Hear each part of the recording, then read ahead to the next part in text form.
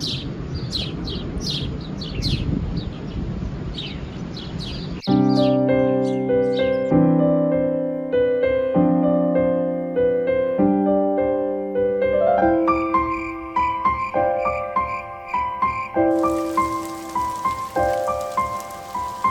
말씀에 하나님께서 말씀대로 행하는 자는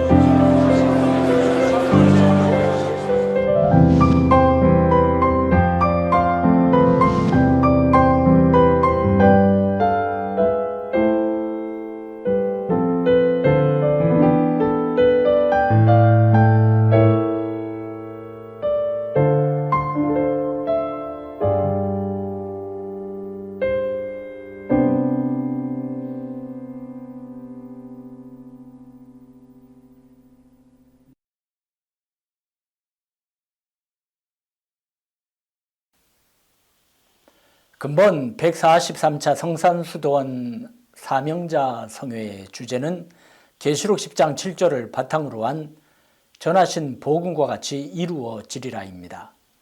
첫째 시간의 말씀의 제목은 복음입니다.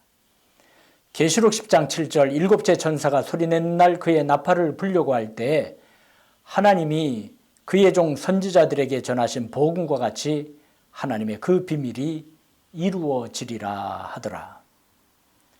우리는 주변과 세계가 크게 진동하는 오늘을 살고 있습니다. 수많은 사람들이 죽음과 고통을 당하고 있고 마스크가 생활화되고 세계 교통로가 하늘과 땅과 해상에서 막혔습니다. 대면 예배와 활동이 제약을 받고 선교 역시 지장이 많습니다. 사람들의 활동이 이처럼 위축된 시기가 있었는가 싶습니다. 코로나19 여파로 인해 산업과 여행 그리고 생활 환경의 축소는 소비의 위축으로 이어져 실질적인 생산력의 둔화를 낳았고 이 끝모를 타격의 손실은 가늠할 수가 없습니다. 코로나 팬데믹이 끝나도 앞날은 그리 밝지 않다고 합니다. 하지만 이러한 위기는 역사적으로 보면 빈번하였습니다. 잠시에 보이는 평안에 취해 있어서 되돌아보지 않았을 뿐입니다.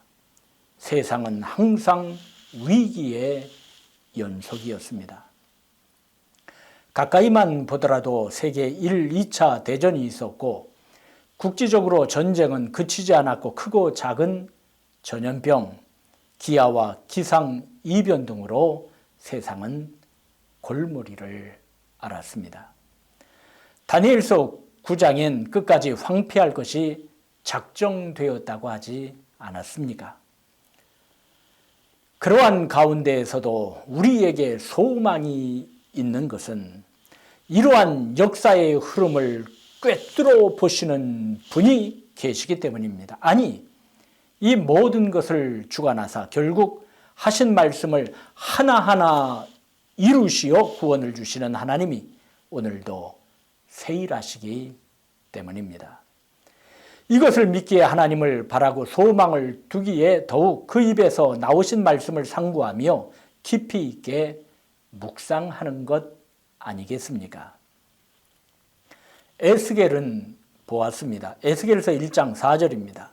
내가 보니 북쪽에서부터 폭풍과 큰 구름이 오는데 그 속에서 불이 번쩍번쩍하여 빛이 그 사방에 비치며 그 불 가운데 단쇠 같은 것이 나타나 보이고, 에스겔 선지자는 환상을 하나 보았는데 북쪽에서 큰 구름이 폭풍을 몰고 오는 것이었습니다.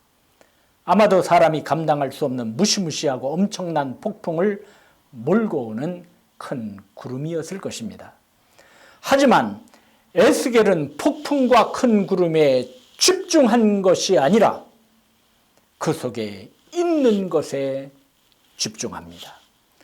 폭풍과 큰 구름 속에서는 번갯불이 번쩍번쩍 튀었고 밝은 빛이 비치었는데 그 가운데 벌겋게 달아오른 쇠 같은 것이 보였습니다. 바로 하나님의 형상이었습니다. 이 모든 것을 주관하시는 분은 바로 하나님이셨습니다. 이것을 알았기에 에스겔은 폭풍과 큰 구름이 몰려오는 속에서도 샬롬의 평강을 누렸을 것입니다. 시편 43편 5절에는 내 영혼아 내가 어찌하여 낙심하며 어찌하여 내 속에서 불안해하는가. 너는 하나님께 소망을 두라.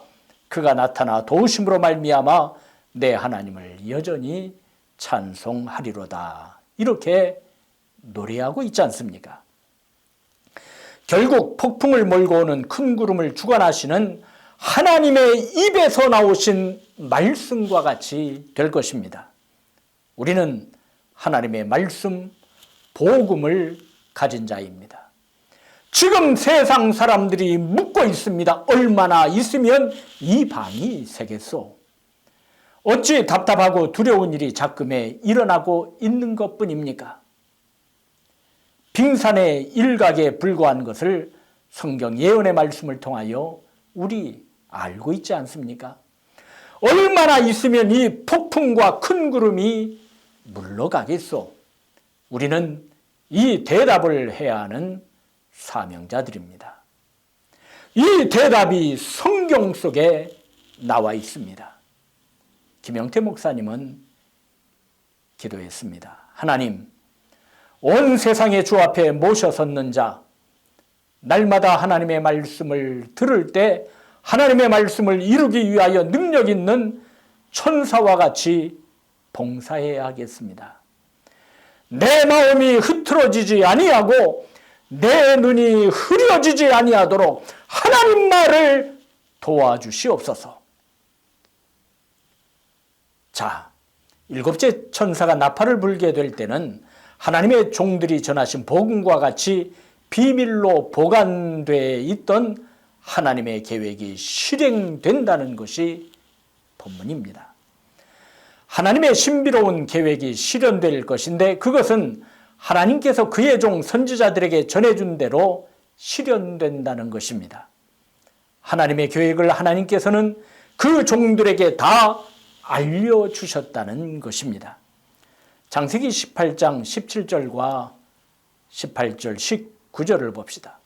여호와께서 이르시되 내가 하려는 것을 아브라함에게 숨기겠느냐. 아브라함은 강대한 나라가 되고 천하 만민은 그로 말미암아 복을 받게 될 것이 아니냐. 내가 그로 그 자식과 권속에게 명하여 여호와의 도를 지켜 의와 공도를 행하게 하려고 그를 택하였나니 이는 나 여호와가 아브라함에게 대하여 말한 일을 이루려 함이니라. 하나님께서는 하나님의 계획을 숨기지 아니하시고 다 말씀하셨습니다. 아브라함에게 하나님께서는 약속하셨고 그 약속하신 것을 다 이루신다는 것입니다. 하나님께서는 앞으로 하실 일을 그의 종들에게 숨기실 필요가 없으시고 말씀하신 것을 다 지켜 나가시겠다는 것 아니겠습니까? 야고보서 2장 23절에는 아브라함이 믿음으로 이삭을 제단에 바친 것을 가지고 다음과 같이 기록하였습니다. 이에 성경에 이른바 아브라함이 하나님을 믿으니 이것을 의로 여기셨다는 말씀이 이루어졌고 그는 하나님의 벗이라 칭함을 받았나니라고 하였지요. 이만큼 하나님께서는 친근히 그를 대하신 것이죠. 아모스 3장 7절을 봅시다.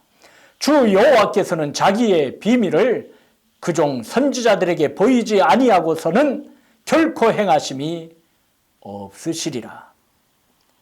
자, 하나님께서는 어떤 일을 행하실 때 그의 종들에게 먼저 보이시거나 말씀하셨습니다. 다시 말하면 그의 종들에게 자기의 계획을 보이지 않고서는 그 무엇도 행하지 않는다는 것입니다.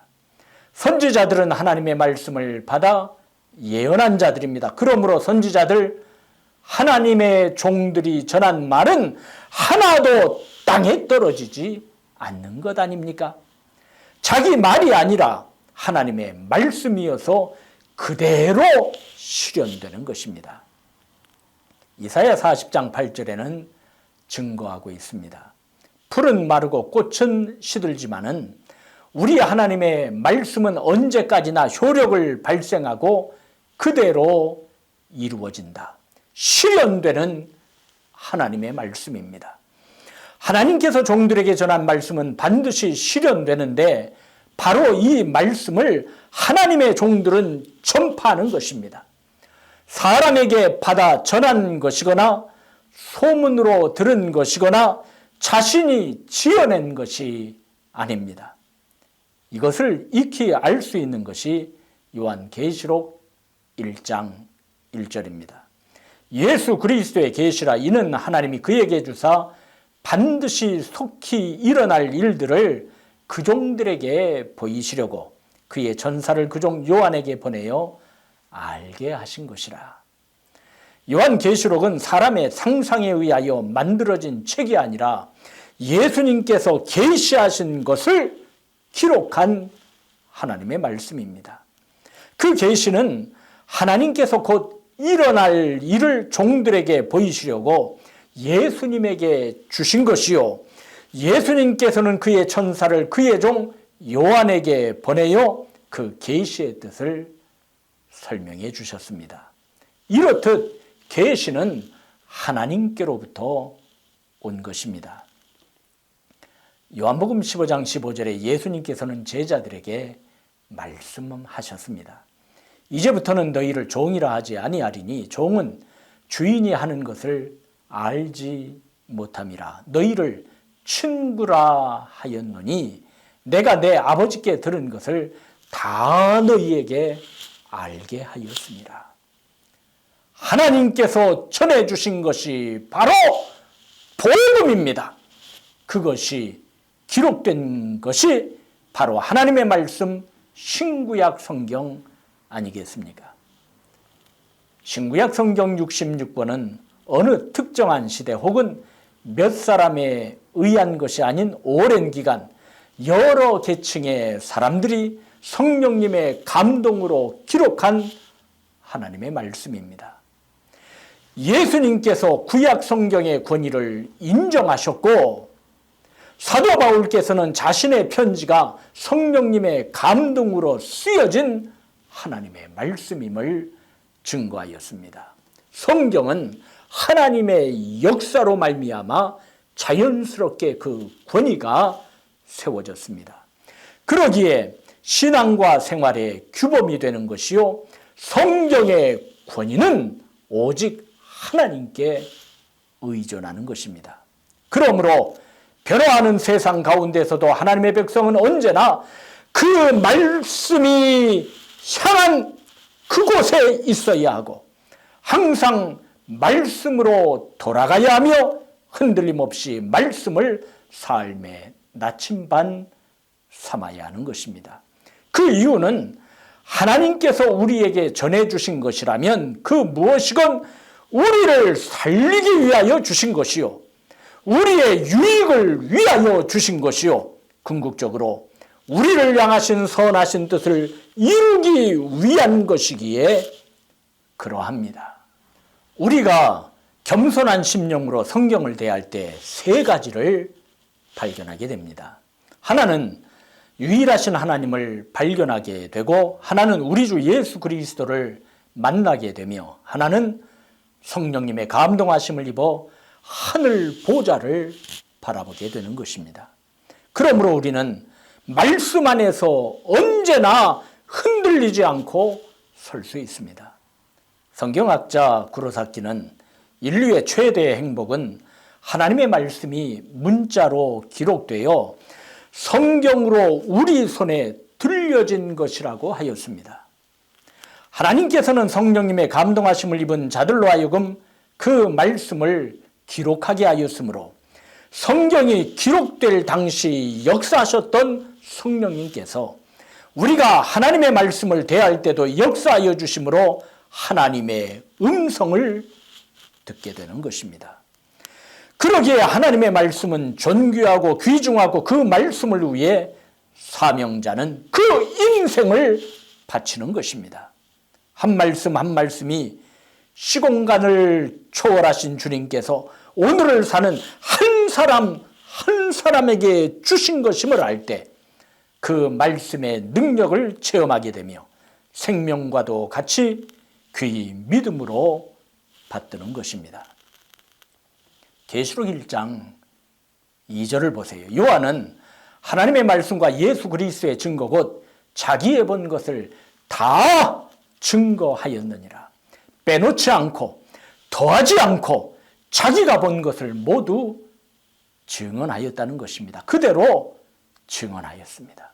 그가 비록 반모섬이라는 돌섬에서 중노동을 하고 있어도 고된 생활 속에서도 말입니다. 계시록 22장 18절과 19절이죠. 내가 이 두루마리의 예언의 말씀을 듣는 모든 사람에게 증언하노니 만일 누구든지 이것들 외에 더하면 하나님이 이 두루마리에 기록된 재앙들을 그에게 더하실 것이요 만일 누구든지 이 두루마리의 예언의 말씀에서 제하여 버리면 하나님이 이 두루마리에 기록된 생명나무와 및 거룩한 성의 참여함을 제하여 버리시리라. 이만큼 하나님의 말씀이 중요합니다. 거기에 무엇을 더하거나 빼면 저주를 받는다는 것입니다. 하나님의 말씀을 가벼이 경홀히 여기면 안 되는 것입니다. 아무리 탐심에 눈이 먼 거짓 선지자 발람이라도 정신이 멀쩡할 때는 이 정도는 알았습니다. 민수기 23장 4절로 12절입니다. 하나님이 발람에게 임하시는지라 발람이 아뢰되 내가 7 제단을 쌓고 각 제단에 수송아지와 순양을 드렸나이다. 여호와께서 발람의 입에 말씀을 주시며 이르시되 발락에게 돌아가서 이렇게 말할지니라. 그가 발락에게로 돌아간즉 발락과 모압의 모든 고관이 번제물 곁에 함께 섰더라. 발람이 예언을 전하여 말하되 발락이 나를 아람에서 모압 왕이 동쪽 산에서 데려다가 이르기를 와서 나를 위하여 야곱을 저주하라. 와서 이스라엘을 꾸짖으라 하도다. 하나님이 저주하지 않으신 자를 내가 어찌 저주하며 여호와께서 꾸짖지 않으신 자를 내가 어찌 꾸짖으랴. 내가 바위 위에서 그들을 보며 작은 산에서 그들을 바라보니 이 백성은 홀로 살 것이라. 그를 여러 민족 중에 하나로 여기지 않으리로다.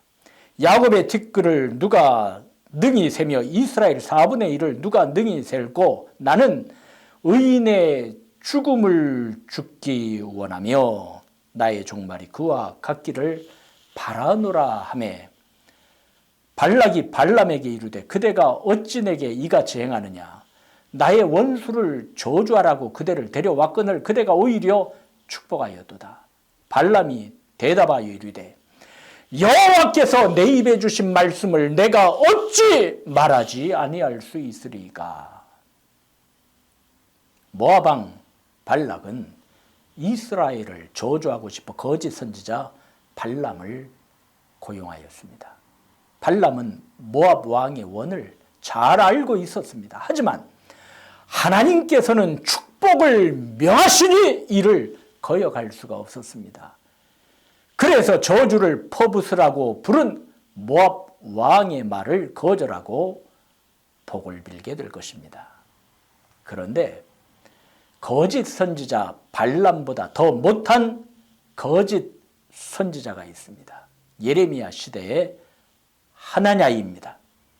예레미야 28장 1절로 4절이죠. 그의 곧 유다왕 시드기야가 다스리기 시작한 지 4년 5째 달 기브온 아술의 아들 선지자 하나냐가 여호와의 성전에서 제사장들과 모든 백성이 보는 앞에서 내게 말하여 이르되 만군의 여호와 이스라엘의 하나님이 이같이 일러 말씀하시기를 내가 바벨론의 왕의 멍에를 꺾었느니라. 내가 바벨론 왕 느부갓네살이 이곳에서 빼앗아 바벨론으로 옮겨간 여호와의 성전 모든 기구를 2년 안에 다시 이곳으로 되돌려오리라. 내가 또 유다의 왕 여호와의 야김의 아들 요고니아와 바벨론으로 간 유다 모든 포로를 다시 이곳으로 돌아오게 하리니 이는 내가 바벨론의 왕의 멍에를 꺾을 것임이라. 여호와의 말씀이니라 하시니라. 이번에는 같은 장 10절과 11절입니다. 선지자 하나냐가 선지자 예레미야의 목에서 멍에를 빼앗아 꺾고 모든 백성 앞에서 하나냐가 말하여 이르되 여호와께서 이와 같이 말씀하시니라. 내가 2년 안에 모든 민족의 목에서 바벨론 왕 느부갓네살의 멍에를 이와 같이 꺾어버리리라 하였느니라 하며 선지자 예레미야가 자기의 길을 가니라. 이번에는 15절로 17절입니다. 선지자 예레미야가 선지자 하나냐에게 이르되 하나냐여 들으라. 여호와께서 너를 보내지 아니하셨거늘 내가 이 백성에게 거짓을 믿게 하는도다. 그러므로 여호와께서 이와 같이 말씀하시되 내가 너를 지면에서 제하리니 내가 여호와께 패역한 말을 하였음이라. 내가 금년에 죽으리라 하셨느니라 하더니 선지자 하나냐가 그의 7째 달에 죽었더라. 하나냐는 거짓 선지자였습니다. 그가 백성에게 전한 설교는 하나님의 입에서 나오지 않는 자기의 말이었던 것입니다. 하나냐는 하나님의 말씀을 바로 전한 것이 아니라 유다 백성들의 귀를 긁어줄 달콤한 말을 지어서 전한 것입니다. 2년 후엔 바벨론 왕이 유다 백성들에게 씌운 멍에를 벗게 된다고. 바벨론으로 약탈해간 성전 기구도 다시 옮겨오겠다고.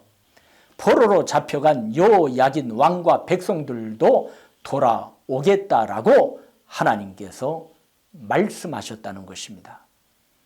하나님께서는 하나냐에게 어떻게 말씀하셨습니까? 15절이에요. 선지자 예레미야가 선지자 하나냐에게 이르되 하나냐여 들으라.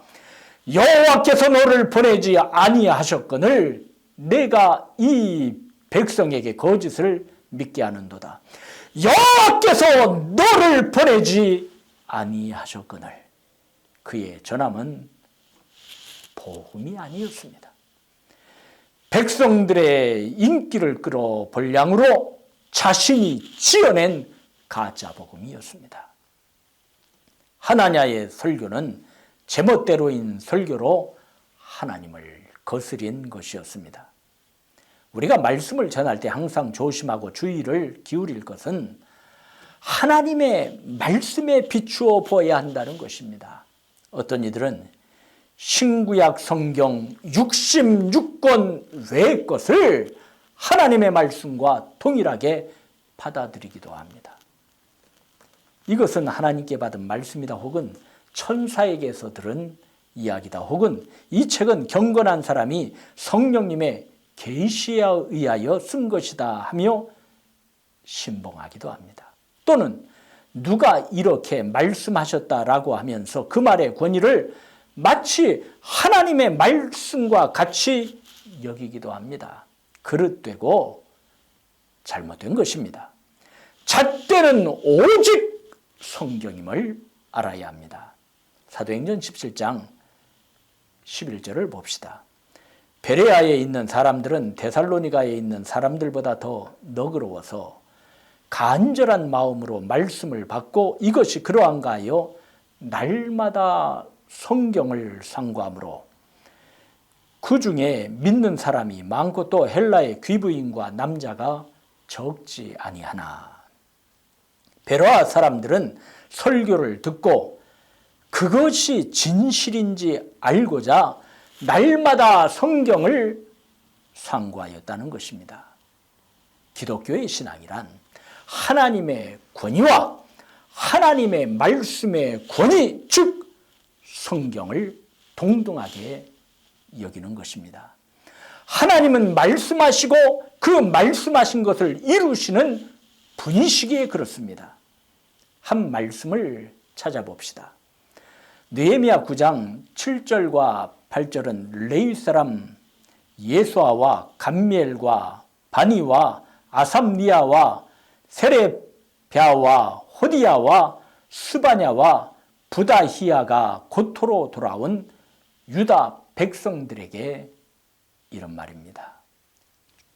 주는 하나님 여호와시라. 옛적에 아브라함을 택하시고 갈대아 우르에서 인도하여 내시고 아브라함이라는 이름을 주시고 그의 마음이 주 앞에서 충성됨을 보시고 그와 더불어 언약을 세우사 가나안 족속과 헷 족속과 아모리 족속과 브리스 족속과 여부스 족속과 기르가스 족속의 땅을 그의 씨에게 주리라 하시더니 그 말씀대로 이루셨사오매 주는 의로우심이로소이다. 사랑하는 사명의 동력자들이여, 사람이 자기 노력과 사색으로 진리를 깨달을 수 있었다면 하나님께서는 계시의 말씀인 성경을 우리에게 주실 필요가 없으셨을 것입니다. 그러므로 우리는 늘 겸손하게 하나님의 말씀이 기록된 성경을 내 삶의 중심에 두어야 합니다.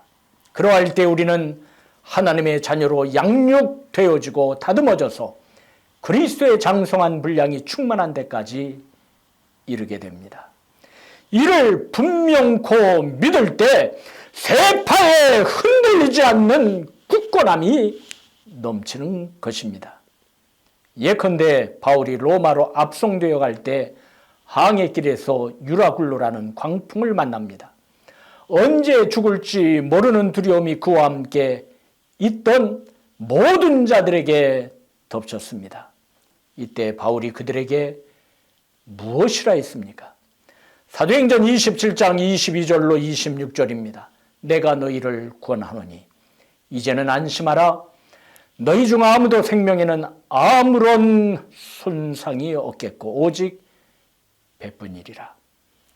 내가 속한 바 곧 내가 섬기는 하나님의 사자가 어젯밤에 내 곁에 서서 말하되 바울아 두려워하지 말라. 내가 가이사 앞에 서야 하겠고 또 하나님께서 너와 함께 항해하는 자를 다 내게 주셨다 하였으니 그러므로 여러분이여 안심하라. 나는 내게 말씀하신 그대로 되리라고 하나님을 믿노라. 그런즉 우리가 반드시 한 섬에 걸리리라 하더라. 배 안에 있는 모든 자가 광풍으로 인한 노한 파도 소리로 두려움에 휩싸여 있을 때 바울은 천사가 전한 하나님의 메시지를 들었습니다. 바울아 두려워하지 말아라. 너는 반드시 황제 앞에 서야 한다. 보아라, 하나님께서는 너와 함께 타고 가는 모든 사람의 안전을 너에게 맡겨주셨다. 이 말씀을 전해받은 사도는 여러분 힘을 내십시오. 나는 하나님께서 나에게 말씀하신 그대로 되리라고 믿습니다. 우리는 반드시 어떤 섬으로 밀려가 닿게 될 것입니다. 이와 같이 하나님의 사람들은 말씀을 믿고 담담하고 당당합니다. 천사로부터 전해들은 하나님의 말씀을 아멘하였고 말씀 그대로 되리라고 폭풍이는 바다 한가운데에서도 담대히 말하였습니다. 한 말씀 한 말씀에 아멘하고 마음판에 새기고 그 말씀으로 살아갑시다. 환경이 사나워도 내 소원이 좌절됐어도 유혹이 몰려올 때도 내 뜻대로 모든 것이 될 때에도 인생의 거침없는 대로를 달린다 해도 이 모든 것을 초계와 같이 여기고 한 말씀 한 말씀에 아멘하고 마음판에 새기고 그 말씀으로 살아갑시다. 믿음의 조상이라고 불리우는 아브라함이 그렇지 않습니까? 창세기 12장 1절로 3절에 여호와께서 아브라함에게 이르시되 너는 너의 고향과 친척과 아버지의 집을 떠나 내가 내게 보여줄 땅으로 가라. 내가 너로 큰 민족을 이루고 내게 복을 주어 내 이름을 장대하게 하리니 너는 복이 될지라.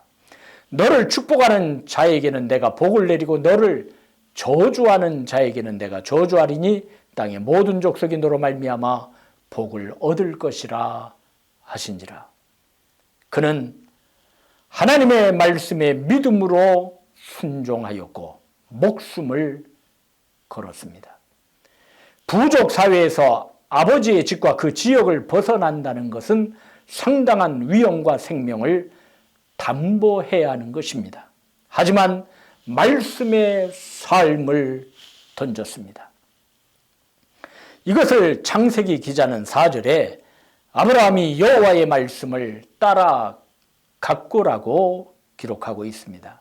아브라함은 우리에게 복음에 반응하는 정석을 알려주고 있습니다. 이런 자가 바로 복음을 간직할 만한 사람이라는 것입니다. 이러한 확신 없이는 사명을 감당할 수가 없습니다. 하나님의 말씀을 힘있게 전할 수 없는 것입니다. 적어도 내가 전하는 하나님의 말씀이 진짜임을 아는 사람이 되어야겠습니다. 우리는 하나님의 말씀을 믿습니까? 그대로 될 것임을 압니까? 마음속으로 이 질문에 대답하시기 바랍니다. 성경 말씀을 하나님의 입에서 나오신 말씀으로 받아들입니까? 말씀에 대한 이러한 확신이 있으면 살고 말씀에 대한 이러한 확신이 없으면 고뇌하다 쇠약해져서 조롱거리가 되는 것 아니겠습니까? 열왕기상 18장 1절과 2절을 봅시다. 많은 날이 지나고 제3년에 여호와의 말씀이 엘리야에게 임하여 이르시되 너는 가서 아합에게 보이라. 내가 비를 지면에 내리리라. 엘리야가 아합에게 보이려고 가니 그때 사마리아의 기근이 심하였더라. 여러분에게 엘리야의 말씀에 대한 확고한 그 믿음이 있습니까? 성경 말씀 그대로 되리라고, 그리고 그 말씀대로 믿고 행하는 바로 그것이 있습니까? 엘리야는 기근이 심할 때 비를 내리리라 하신 하나님의 말씀을 그대로 아멘한 것입니다. 마리아가 가브리엘 천사로부터 예수님의 나심을 예고받았을 때 무엇라 했습니까? 누가복음 1장 38절이죠. 마리아가 이르되 주의 여종이오니 말씀대로 내게 이루어지이다 하며 천사가 떠나가니라. 마리아가 말씀대로 내게 이루어지이다 라고 한 그 말씀은 처녀가 아들을 낳는다는 것인데 마리아로서는 도저히 받아들이기 힘든 것 아니겠습니까? 하지만 하나님의 말씀이 가감없이 이루어지기를 소원하였습니다. 이것이 신앙의 위인들이 보여준 것 아닙니까? 지금 나에게 해가 될 것 같아도 하나님의 말씀이기에 그 말씀이 그토록 귀하기에 아멘한 것입니다. 이러한 자에게 하나님의 말씀은 역사하여 능과 힘을 더하십니다. 이러한 신앙의 자세가 있어야 하나님의 말씀이 내 안에서 살아 역사하시는 능력이 되는 것입니다. 히브리서 4장 12절에는 하나님의 말씀의 능력에 대하여 기록되어 있습니다. 하나님의 말씀은 살아있고 활력이 있어 좌우의 날성 어떤 검보다도 예리하여 혼과 영과 및 관절과 골수를 찔러 쪼개기까지 하며 또 마음의 생각과 뜻을 판단하나니. 하나님의 말씀은 살아있고 능력이 넘칩니다. 살아있고 능력이 넘치는 하나님의 말씀을 삶 속에 체험하기를 원합니까? 그러면 말씀에 내 인생을 걸어야 하는 것입니다. 예수님의 제자들을 보세요. 마태복음 4장 18절로 20절이죠. 갈릴리 해변에 다니시다가 두 형제 곧 베드로라 하는 시몬과 그의 형제 안드레가 바다에 금을 던지는 것을 보시니 그들은 어부라. 말씀하시되 나를 따라오라. 내가 너희를 사람을 낚는 어부가 되게 하리라 하시니 그들이 곧 그물을 버려두고 예수를 따르니라. 시몬이나 안드레나 갈릴리 호수를 기반으로 살아가는 어부였습니다. 이곳은 삶의 근거지였습니다. 그런데 예수님께서 나를 따라오라 내가 너희를 사람을 낚는 어부가 되게 하리라고 하셨습니다. 저들이 예수님의 말씀을 이해했을까요? 어떻게 이해를 했겠습니까? 너희를 사람을 낚는 어부가 되게 하리라. 하지만 그들은 망설임 없이 그물을 버려두고 생활의 도구를 버려두고 말씀이신 예수님을 쫓은 것입니다. 이 장면을 좀 더 구체적으로 누가 기자는 5장 1절로 11절에 기록하고 있습니다. 무리가 몰려와서 하나님의 말씀을 들을새 예수는 게네사렛 호숫가에 서서 호숫가에 배 두 척이 있는 것을 보시니 어부들은 배에서 나와서 그물을 씻는지라. 예수께서 한 배에 오르시니 그 배는 시몬의 배라. 육지에서 조금 떼기를 청하시고 앉으사 배에서 무리를 가르치시더니 말씀을 마치시고 시몬에게 이르시되 깊은 데로 가서 그물을 내려 고기를 잡으라. 시몬이 대답하여 이르되 선생님 우리들이 밤이 새도록 수고하였으되 잡은 것이 없지만은 말씀에 의지하여 내가 그물을 내리리다 하고 그렇게 하니 고기를 잡은 것이 심히 많아 그물이 찢어지는지라. 이에 다른 배에 있는 동무들에게 손짓하여 와서 도와달라 하니 그들이 와서 두 배의 처음에 잠기게 되었더라. 시몬 베드로가 이를 보고 예수의 무릎 아래에 엎드려 이르되 주여 나를 떠나소서 나는 죄인이로소이다 하니 이는 자기 및 자기와 함께 있는 모든 사람이 고기 잡힌 것으로 말미암아 놀라고 세베대의 아들로서 시몬의 동업자인 야고보와 요한도 놀랐습니다. 예수께서 시몬에게 이르시되 무서워하지 말라. 이제후로는 내가 사람을 취하노라 하시니 그들이 베드로를 육지에 대고 모든 것을 버려두고 예수를 따르니라. 말씀대로 믿고 말씀대로 행하면 말씀대로 복을 받느니라. 예수님의 제자들은 말씀에 의지하여 말씀대로 행한 자들이었습니다. 오늘날 하나님의 말씀을 너무 가볍게 생각합니다. 요한 사도는 요한복음 1장 1절로 3절에 적었습니다. 태초에 말씀이 계시니라. 이 말씀이 하나님과 함께 계셨으니 이 말씀은 곧 하나님이시니라. 그가 태초에 하나님과 함께 계셨고 만물이 그로 말미암아 지은 바 되었으니 지은 것이 하나도 그가 없이는 된 것이 없느니라. 말씀이 예수 그리스도시다라는 것 아니겠습니까? 우리는 말씀의 권위를 생활 속에서 인정합니까? 시편 119편 9절로 16절을 보시기 바랍니다. 청년이 무엇으로 그의 행실을 깨끗하게 하리이까? 주의 말씀만 지킬 따름이니이다. 내가 전심으로 주를 찾아 싸우니 주의 계명에서 떠나지 말게 하소서. 내가 주께 범죄하지 아니하려 하여 주의 말씀을 내 마음에 두었나이다. 찬송을 받으실 주 여호와여 주의 율례들을 내게 가르치소서. 주의 입의 모든 규례들을 나의 입술로 선포하였으며 내가 모든 재물을 즐거워함같이 주의 증거들의 도를 즐거워하였나이다. 내가 주의 법도를 작은 소리로 읊조리며 주의 길들에 주의하며 주의 율례들을 즐거워하며 주의 말씀을 잊지 아니하리이다. 오직 말씀 아닙니까? 말씀이 나를 이끌고 주신 말씀을 통하여 나를 굴복시키며 그 말씀 속에서 살아간다는 것입니다. 오늘날 우리 심령 속에 성경의 권위, 말씀의 권위가 서 있습니까? 다윗은 쫓기는 상황 가운데 자연을 보고 하나님을 생각했으며 그 고난한 가운데 들려오는 말씀으로 힘을 얻었습니다. 그래서 그는 10여 년의 도피 생활 속에서 승리한 것 아닙니까? 시편 19편 7절로 11절입니다. 여호와의 교훈은 정직하여 마음을 기쁘게 하고 여호와의 계명은 순결하여 눈을 밝게 하시도다.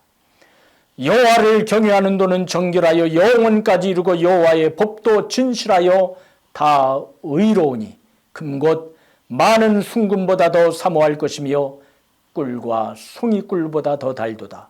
또 주의 종이 이것으로 경고를 받고 이것을 지킴으로 상이 크니이다. 김영태 목사님은 다음과 같은 설교를 하셨지요. 인간의 주관적인 막연한 신념, 그것은 성서적인 복음적인 신앙이 아닙니다. 된다고 믿으라, 될 것이라, 될 줄로 믿고 일을 해라, 마침내 이루어질 것이다 하는 이것은 인간 주관적인 막연한 신념에 불과합니다. 알지 못하는 사이에 빼앗기지 마십시오. 우리는 때로 도둑이 진짜 보석은 빼가고 가짜 모조품을 갖다 놓는다든가, 세계 명작 가운데 진짜는 살짝 빼가고 가짜 모조 그림을 갖다 놓았다든가, 그런 이야기를 들을 수가 있습니다. 우리는 하나님의 말씀을 신념에다 빗대려는 우를 범하기 쉽고 유혹에 빠지기 쉽습니다. 내가 무엇이라 외치리이까? 내가 무엇이라 외치리이까? 하나님께 물읍시다. 신념을 말하지 맙시다. 하면 이룬다는 얄팍한 기대치를 넣어주지 맙시다. 오직 하나님의 말씀만을 붙들고 말씀으로 연단받으며 말씀을 믿고 그 말씀을 주신 하나님의 능력으로 전하고 그 말씀을 삽시다. 말씀으로 돌아갑시다. 로마서 1장 16절과 17절에는 내가 복음을 부끄러워하지 아니하노니 이 복음은 모든 믿는 자에게 구원을 주시는 하나님의 능력이 됨이라. 먼저는 유대인에게요, 그리고 헬라인에게로라. 복음에는 하나님의 의가 나타나서 믿음으로 믿음에 이르게 하나니 기록된 바 오직 의인은 믿음으로 말미암아 살리라 함과 같으리라. 복음, 하나님의 말씀은 구원을 가져다주는 하나님의 힘이십니다. 복음, 하나님의 말씀 안에서 하나님의 의로움이 믿음에서 믿음으로 계시됩니다. 중요한 것이 무엇입니까? 주님께서 주신 말씀에 하나도 더하거나 감하지 아니하고 성령님의 능력으로 그 말씀대로 살아내는 것, 그 말씀을 바로 증거하는 것, 이것이 우리의 사명입니다. 그래서 사도 바울은 골로새서 1장 25절로 27절에 다음과 같이 썼습니다. 내가 교회의 일꾼 된 것은 하나님이 너희를 위하여 내게 주신 직분을 따라 하나님의 말씀을 이루려 함이니라. 이 비밀은 만세와 만대로부터 감추어졌던 것인데 이제는 그의 성도들에게 나타났고 하나님이 그들로 하여금 이 비밀의 영광이 이방인 가운데 얼마나 풍성한지를 알게 하려 하심이라. 이 비밀은 너희 안에 계신 그리스도시니 곧 영광의 소망이니라. 주님의 귀한 말씀은 내 발의 빛이요 목마른 사막 길에서 샘물과 같도다. 굶주린 나의 영혼을 만나로 먹이고 내 갈 길 밝게 비추니 그 말씀 귀하다. 하늘의 깊은 지혜를 깨닫게 하시고 주 말씀 밝히 알도록 늘 도와주소서. 아버지여, 그 입에서 나오신 그 말씀을 믿고 힘있게 살아가며 사명 감당하게 하옵소서. 할렐루야.